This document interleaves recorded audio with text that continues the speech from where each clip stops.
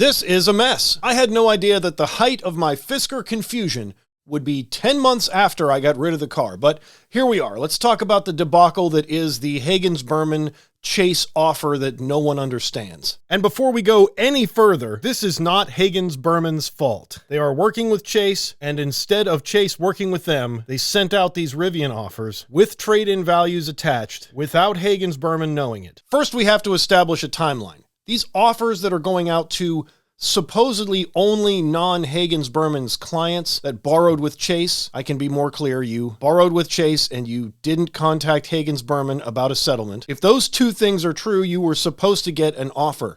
The thing is, Hagens Berman didn't know about that. Now we have to talk about law and order. There are hundreds of interrogation room meetings where there's a client and a lawyer and a DA and the police. The accused or the client and the client's lawyer are on one side of the table, and the DA and or the police are on the other side. And if the DA wants to ask a question, after the interrogation is over, the DA doesn't ask the client, the DA asks the client's lawyer. That's the whole point of getting a lawyer. Well, if the DA sends the client an offer, that's not how it's supposed to work. And that's exactly how these offers worked for some of the Hagens Berman clients that got these offers to move over to Rivian. And if you take a closer look at the Rivian side of the offer, the $6,000 plus $7,500 in incentives is available to basically anyone who's willing to go to the long-range battery. So that's not a benefit either. But we need to talk about this timeline where the Rivian offers go out before Hagens Berman has finalized anything to send out to clients regarding what to do and what their offer is based on this agreement with Chase. So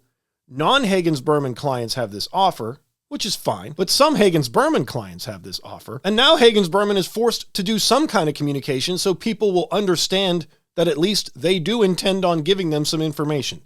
That's the email that everybody got with the three options: the fixed price plus trade to Rivian and switch to unsecured debt, the fixed price sale to Rivian, or if you're bricked, this other number. Those are the three things that Hagens Berman said they were going to be able to do. But in order to be able to do that, they would need to know what these numbers are. And it turns out that the numbers are way weird. So now we are in the WTF chaos realm of this iceberg problem with Hagens Berman and Chase. That may not have made sense. Let me just ask some questions. What is the fixed price? That would have to be determined somehow, right? Well, Chase doesn't know the mileage on your car. They don't know what condition it's in, and they don't have access to any of the data that would provide any of that information. So how did they come up with this fixed price? In order to answer that, we have to look at the information that they do have. Whether you know it or not, when you sign a privacy policy and a promissory note to a loan company, they have the ability to check your credit anytime, which means your credit worthiness is available to Chase. That's your bank account balances and how many loans you have and what your credit score is and all of that stuff, your credit worthiness, the number, the accounts, the delinquencies, the payment frequencies, the amount of each payment, the value of your home, all of this stuff. It's all available to Chase. Remember, they don't have your mileage, but they do know how much your house is worth. We're already in a weird place. What else does Chase know from the promissory note that you signed? That's the agreement to do the loan. Well, they would know the trim, obviously. They would know your VIN sequence. They know your address, and I don't know if that's relevant at all, but they would know the APR that you borrowed at. They would know the total amount that you borrowed. They would know the amount and the frequency and the number of payments that you would make. So what are these offers based on? And the even scarier question is this an algorithm? Has Chase decided to use AI and plug in this data that they do have to do some kind of scoring system to figure out what your offer should be? Remember, they don't know what condition your vehicle is in. They don't know if it runs or not. They don't know how many miles are on it.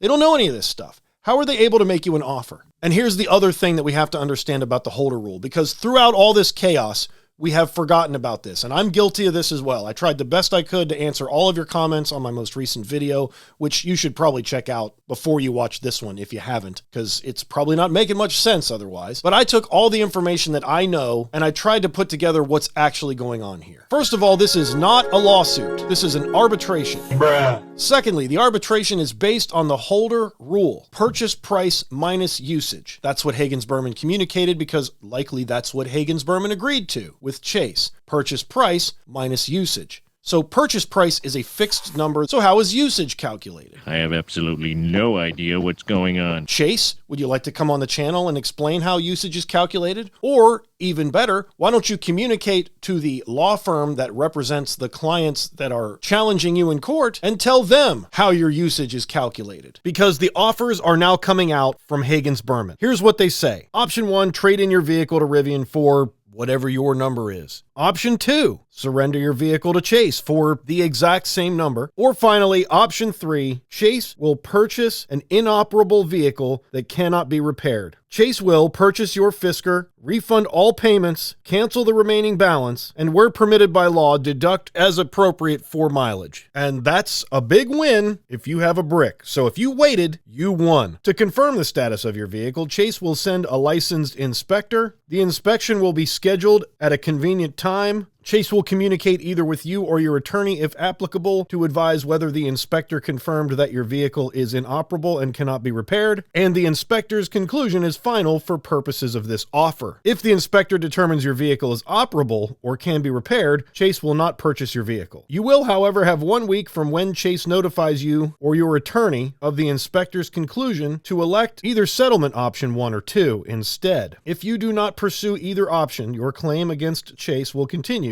just as if you had never participated in the settlement offer. And the deadline for this offer is March 24th. That's 10 days from now. So all you have to do for the final fate of your Fisker is make the most important decision you've ever had to make about it within 10 days. What if I want to keep my Fisker? Continue with the arbitration. These offers are not for you. There may be a precedent here that Chase is trying to avoid by getting you to get rid of your car, but either way, if you want to keep it, these offers are not for you. The arbitration may be, but the offers are not. If you sold your car, are you going to get an offer? No, you don't own the car. That's why all these options include the disposal of the car. If you bought your Fisker for full price and you got your loan from someone else, are you just out of luck? No. Contact any lawyer and file an arbitration claim under the holder rule. You'll be kind of going at it on your own, unless you call Hagens Berman, of course, because they were able to secure this deal and know all about these Fisker loans and cases and arbitrations, but you're not out of luck. Call a lawyer, start this process. What about the EU, UK, etc.? Check your local laws. Buybacks have happened in Europe. But remember, if you didn't buy your vehicle from Fisker, you're not likely to have any options at all, and that goes for every country. These are for people who paid full price from Fisker for this car. I financed through Chase for the full amount, but paid it off. What happens to me? You might get an offer, but either way, call Hagens Berman. You have nothing to lose and everything to gain. I'm still stuck and I borrowed a lot of money, and the offer I got doesn't cover my loan. I would encourage you to just go forward with the arbitration, but I can't put a price on your peace of mind, and you would definitely need to if that's your specific case. I purchased a Fisker Ocean from Fisker. I borrowed from Chase, but I put a bunch of money down.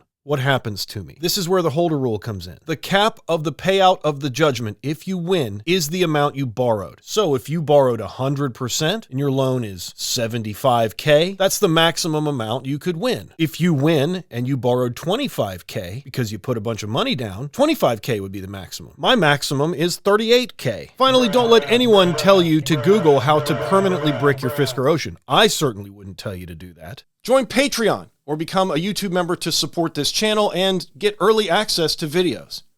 But more importantly, subscribe so you don't miss them. We'll see you on the next one. Hey, smash the like button. Thank you.